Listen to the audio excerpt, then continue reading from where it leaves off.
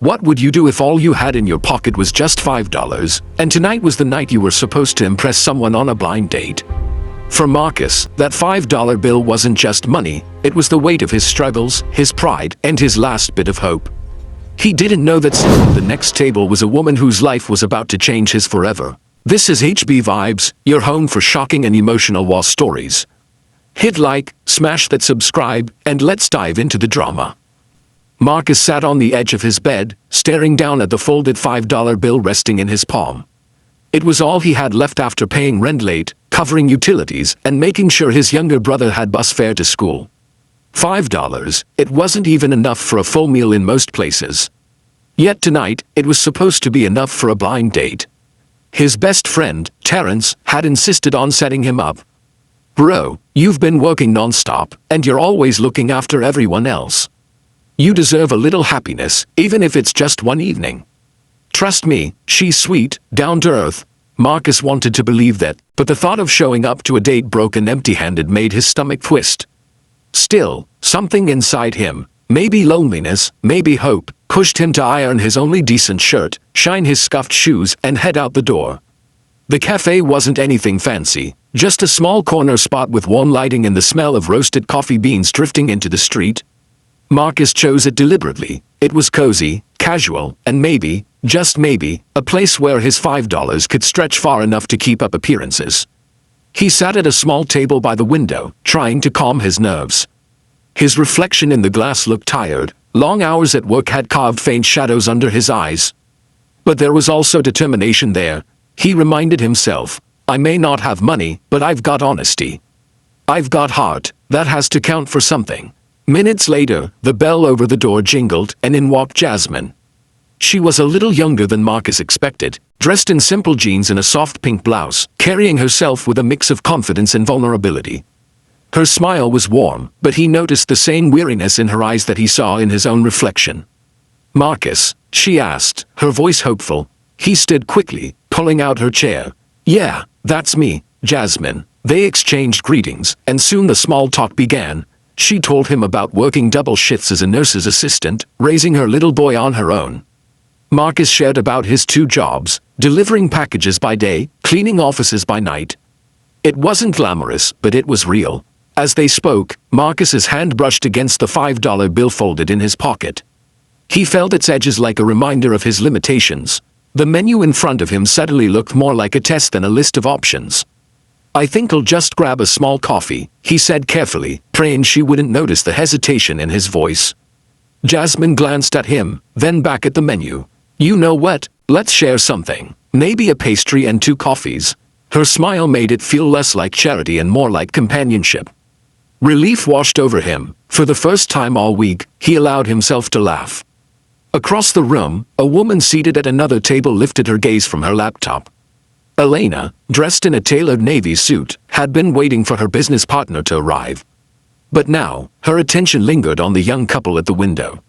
She couldn't help but overhear fragments of their conversation, the quiet humility in Marcus's voice, the gentle resilience in Jasmine's laughter. Elena, a CEO and single mother herself, felt an unexpected pull at her heart. Their honesty, their struggle, reminded her of the nights when she had nothing but a dream and the will to survive. The coffees arrived with a shared plate of almond croissants. Marcus slid the plate toward Jasmine with a nervous smile. "Ladies first," she chuckled softly. "You don't have to be so formal, Marcus. It's just coffee, maybe," he said, "but it's been a while since I've sat down with someone just to talk."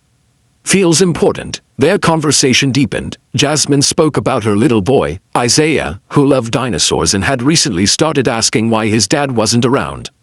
Her voice cracked slightly when she admitted how hard it was to answer those questions.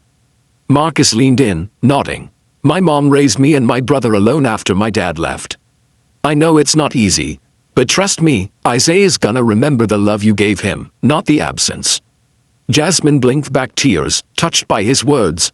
No one had ever spoken to her struggles with such simple truth. Meanwhile, Elena sat silently, her laptop forgotten. She was transported back 15 years, sitting in a similar cafe, with only $10 in her purse and a toddler waiting at home. She had clawed her way into the corporate world, building a company brick by brick. But looking at Marcus and Jasmine, she remembered vividly how fragile beginnings felt. As Marcus spoke about his dream to one day open a small community center where kids from struggling families could study, play, and feel safe, Elena felt her chest tighten. She admired the way he spoke, not with self-pity, but with a quiet hope that someday things could be better. "You really think you'll do it?" Jasmine asked, tilting her head. "I have to," Marcus said simply. "Even if it takes me 20 years. Kids deserve more than what I had growing up." That answer struck Elena deeply. She whispered to herself, "This man doesn't even know he's richer than half the people I work with." At that moment, her business partner arrived, pulling her briefly back into her corporate world of figures and negotiations. But her heart remained tethered to the conversation at the next table. The date stretched on with easy laughter and quiet confessions. Eventually, Jasmine checked her watch and sighed. "I should get home. Babysitter's waiting." Marcus nodded, hiding his disappointment. "Of course, I had a really good time, Jasmine." "Me too," she said with a warm smile. "I don't know if this is the start of something romantic, but I respect you, Marcus. You're real. That means a lot these days." They exchanged numbers, promising to stay in touch, even if only as friends. When Jasmine left, Marcus sat back, staring at his empty coffee cup. He exhaled heavily, thinking, "Well, I tried. Maybe $5 was never going to be enough." Elena closed her laptop and turned toward him. For a moment, Marcus thought she was going to complain that he'd been too loud. Instead, she offered a small, genuine smile. "Young man," she said, "I just wanted to say, that was one of the most honest conversations I've overheard in a long time." Marcus blinked, surprised. "Oh, thank you. I didn't mean to bother you." "Not at all," Elena replied. "In fact, I think I needed to hear it. You remind me of myself, years ago." He looked at her, noting her polished appearance, the quiet authority in her posture. I doubt you've ever had to worry about $5.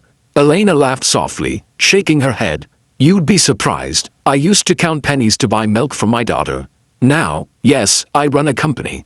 But I never forget where I came from." Something shifted in Marcus's chest. This woman, clearly successful, understood the weight of struggle. They spoke for half an hour, Marcus admitting his fears of being stuck in a cycle of poverty, Elena sharing the early hardships she faced as a widowed single mother. By the end, Marcus wasn't intimidated by her anymore. He was inspired. As the cafe began closing for the night, Elena leaned forward. "Marcus, you have vision. And vision matters. You said you want to build something for kids. I believe you can." Marcus lowered his eyes. "I don't even have enough to buy dinner for myself tonight. How could I ever build something that big?" She reached into her bag, pulling out a business card. Sliding it across the table, she said firmly, "Because you have something money can't buy, integrity. People invest in that. I'd like to help you, not out of pity, but because I see potential." Marcus hesitated, pride warring with hope. Then, slowly, he picked up the card. "You really think I could do it?" Elena smiled. "I don't think. I know. I was you once, and someone believed in me. Let me return that favor." For the first time in years, Marcus felt the weight of hopelessness lift slightly off his shoulders. $5 had brought him here, but it wasn't what defined him. What defined him was the honesty he had shown, the dream he had spoken aloud, and the connection that had formed because of it. When he left the cafe that night, the city lights seemed brighter. He walked with his head high, not because he suddenly had wealth, but because he had gained something more valuable, opportunity and the courage to believe in himself again. As Elena watched him leave, she whispered a quiet prayer of gratitude for the reminder that sometimes the people who seem to have the least often carry the richest hearts. And so, what began with just $5 on a blind date turned into the beginning of a new chapter, one where sincerity and kindness could open doors no amount of money ever could.